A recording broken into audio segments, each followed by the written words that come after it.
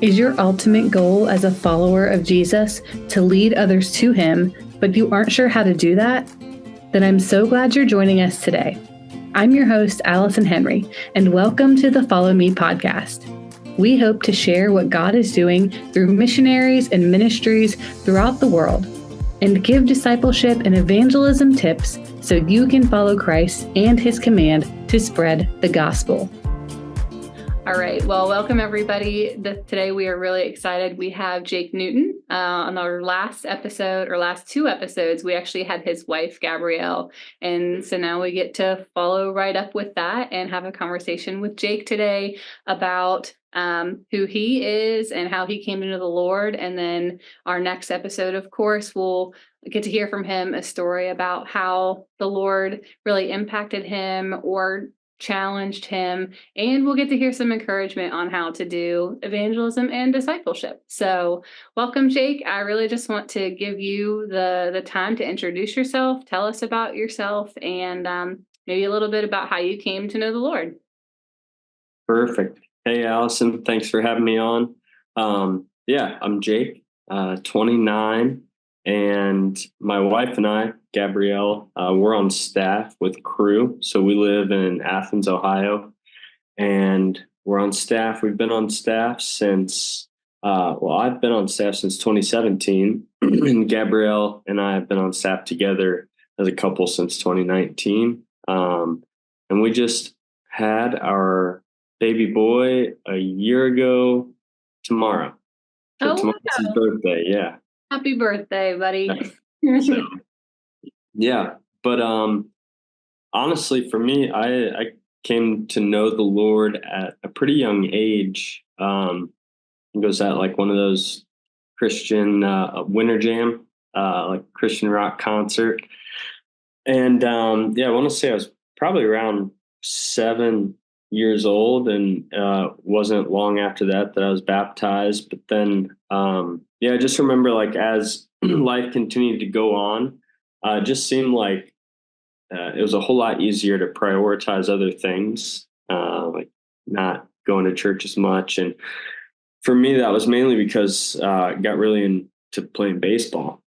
And so, I was playing baseball more and more as the years went on, and eventually we ended up moving schools just so I could play on a better baseball team. And so that gives you a little idea just of how, I guess, serious it was for us. And I remember once I got into the last couple of years of high school, in the summers, I was out of town more than I was in town. And so almost always, the weekends we were out of town. And so I really wasn't going into college with very good, I guess, habits set up, spiritual disciplines.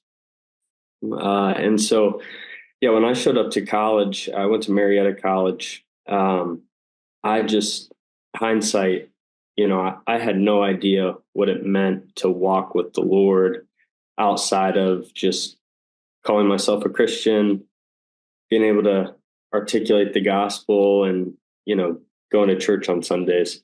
So, went into college with really absolutely no idea what it looked like. And it wasn't until I got connected to Cru that I realized, that I'd been doing things pretty wrong. And so, I think for me, having someone come alongside me, being able to show me what it looked like to walk with the Lord day in and day out while in school, that was a game changer. And so, I remember going on a fall retreat with Cru and seeing the community that just happens when Christ is at the center of everything we're doing.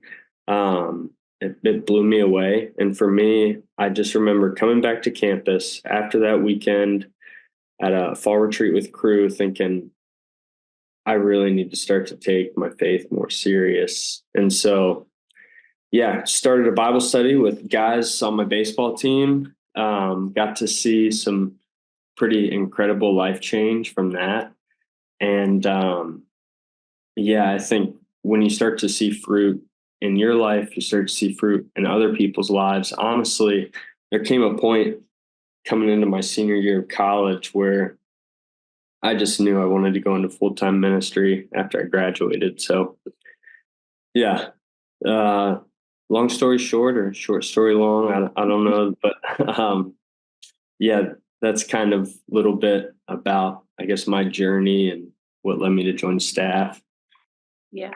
Were there any pivotal people that played into, hey, I know that I want to do this for a career, or did you have to mull over it? I know, Gabrielle, it took a little bit of time. So what's your take on that?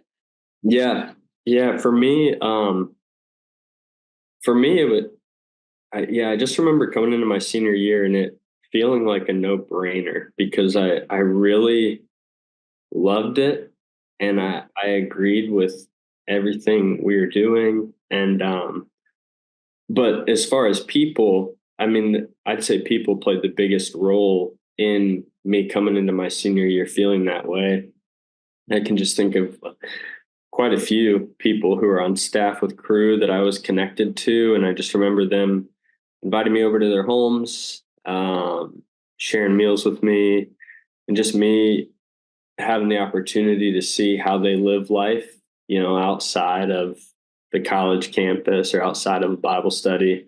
I just started to ask them some really intentional questions about, hey, are you guys like starving? Are you guys like, can you afford to live doing what you guys do? And so, yeah, it was just kind of a process of asking questions like those and continuing to be affirmed and just the fruit I was seeing. And but yeah, those mentors that I had within Cru played a huge role.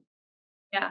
Do you and Gabrielle get the chance to do that now for students? Like displaying your marriage, having students over and really showing them what life is like in that kind of role? For sure. Yeah, it's one of the things I think I was most excited about as I first started staff and was just dreaming about yeah, maybe one day getting married and what that could look like. And so yeah, to have been able to get here in 2019, one of the cool things is we've officially been able to see a freshman class all the way through their time in college, and that's always super special. And so yeah, you form just these really close relationships with these students. We have students over quite a bit, just for meals or game nights, things like that. Gabrielle actually does most of her discipleship here at home, which is a lot of fun. And so, having other students come over and get to interact with Brooks, our son, and yeah, it's probably, I don't know. I like a lot of things that we do, but that's at the top of the list. Just getting to do actual life with students, not in, I guess, like a controlled environment, like a Bible study or something like that. Yeah, you actually get to experience a little bit of normal life things with them, like eating Hmm. and being in a home, those things that will be very normal for them once they exit the college like environment. Yeah. Yeah, Yeah. it's always fun to kind of see their first interaction, like in I guess, a home setting. Just yeah, I can see that they're kind of asking some of the same questions I was asking, like making mental notes. Okay, roof over the head, check. Uh, but Rain pouring into the ceiling. Yeah. yeah, That's really cool that you guys get to do that, especially so often. Like it's just a normal aspect of what you guys do. And really that should be a normal aspect of what any of us do, is trying to just do life with other people and share Jesus with them in that way.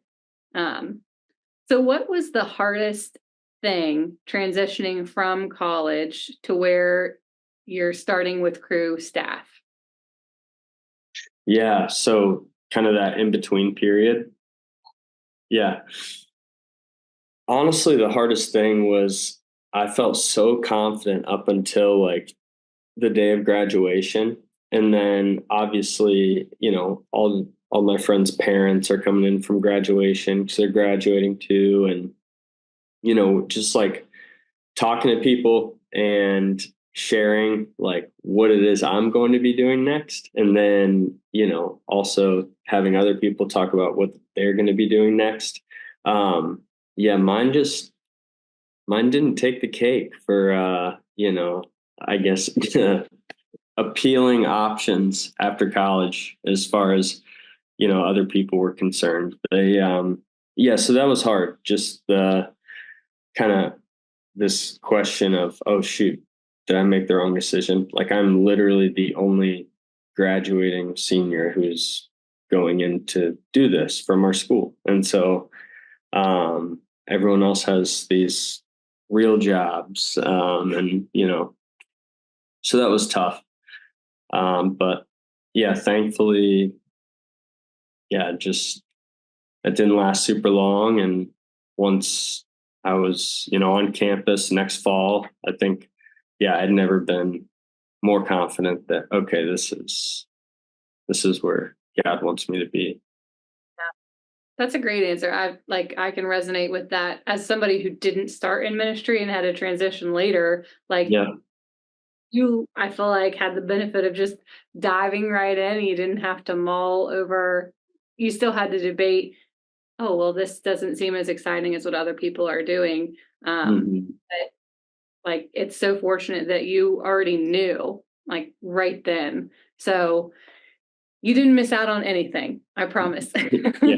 Yeah.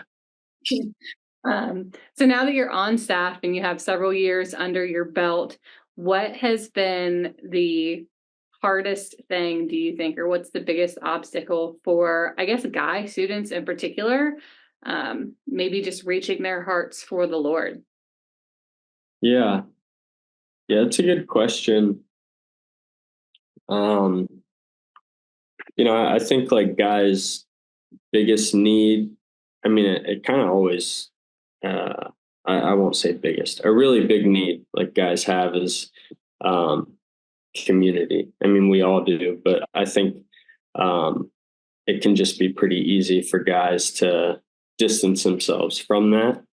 But what's really cool is, I think our students are really aware that it's something that they need. Even like when freshmen come in, when they're on campus, I get the feeling that they're tired of the COVID years and they want to get back into community.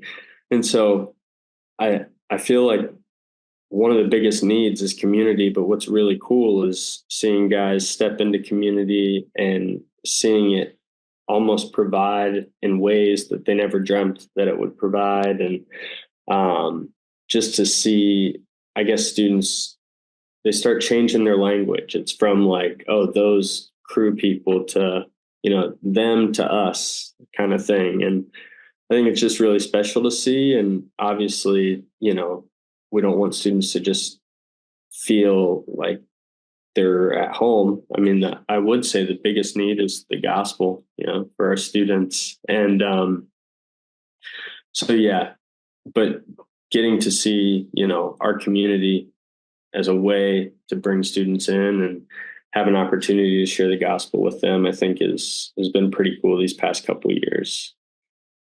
Yeah, and especially with the things that are competing for that community aspect. You're in Athens, you're on the college scene, lots of Hmm. drinking, all kinds of that stuff. Yeah. Lots of different things pulling at their hearts and saying, "Hey, here's a community, here's fun," but it's not lasting. And Hmm. Christ is what's going to give us that lasting community, not just with Himself, but with the body of Christ, and other believers. So that's great. And as far as, because it's been what, 5 years now that you've been on staff? Is that Yeah, right? 5 years for Gabrielle and myself together, and then I think 7 for me. So You said 2017 for you. Okay. yeah, yeah. So with that said, how have you seen God multiply, your disciple making over the course of those 7 years? Yeah.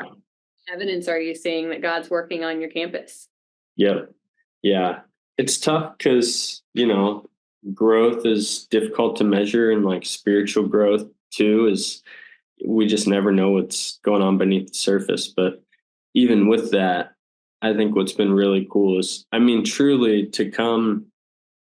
I never thought like COVID could just completely hit the reset button on so many things. And I feel like in a lot of ways, the reset button was hit for our ministry, where, we had a Bible study, one Bible study of guys that would meet, and there were maybe 14 of them.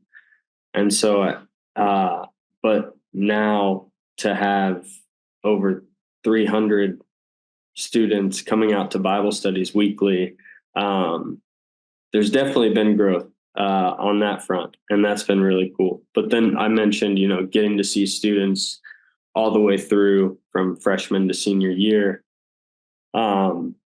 I think, what I've gotten to see that's been absolutely incredible is students aren't just content with hanging out with their Christian friends and, not engaging with the world around them. And so to see students and talk to students pretty much daily about guys they're trying to share the gospel with, guys they just shared the gospel with, their family that they're trying to go home and share the gospel with on a regular basis. And, some families, they're not believers. Some families, they didn't go up going to church. And so here they have their children coming back, trying to, it's just, it's really cool, I think, to see all of those things happening on the college campus. And it's been a lot of fun. Yeah, that is really cool. And you're getting to witness that firsthand. And a lot of people don't get to see that. So yeah. Well, that's great. And like, I obviously know, since we partner with you guys, I know all of the work that you do and all of your efforts and how they are moving and spreading the gospel in Athens, especially on the college campus. And we're just really excited about that. And we want to continue to partner with you in that. But what about others? What if somebody hears this episode and they want to come alongside you and partner with you in ministry? How can they do that? Yeah. Easiest way is the website give.cru.org. You go to that website, you type in Jacob and Gabrielle Newton, our photo will pop up, and you click on that. And there's instructions on there about how to give a gift or how to partner. And you do that, you will be on our mailing list, get to send out monthly updates just about what God's doing on the college campus, which is always fun for us to just reflect on the previous month and how God's been at work. So give.cru.org, or send me an email or text. Yeah, we will put the link to your give page, and there's always like a little bit about you guys so they can read and get to see a picture of you and your family. And then they can know what to pray for and consider giving financially if they want. So we will make sure those will be in the show notes. And if people want to reach out, then, I'll always give them your contact. No, I'm kidding. Respect your privacy, but I will point them in the right direction as well. So, all right. Well, I will definitely be looking forward to our next episode where we get to hear from you about this experience or just a memory where the Lord really impressed upon you or challenged you. I'm excited to hear what you have to say about that. And then we always need more encouragement and tips for how to disciple. You guys get to do it all the time. And so our listeners and myself, we love hearing how to do it better and how to continue to grow in that way. So looking forward to next time, Jake. Thank you. Yep. Thanks, Allison. Thank you, listeners, for joining us. If you have enjoyed our show and want to hear more, please subscribe wherever you're listening.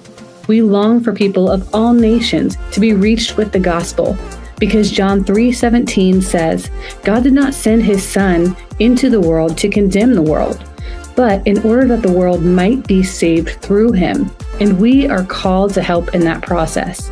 We are in the ministry of reconciliation. If God lays it upon your heart, please share our podcast so that people can be inspired and equipped to make disciples and follow Christ as he commands. Until next time, we pray God empowers you as you seek to follow him.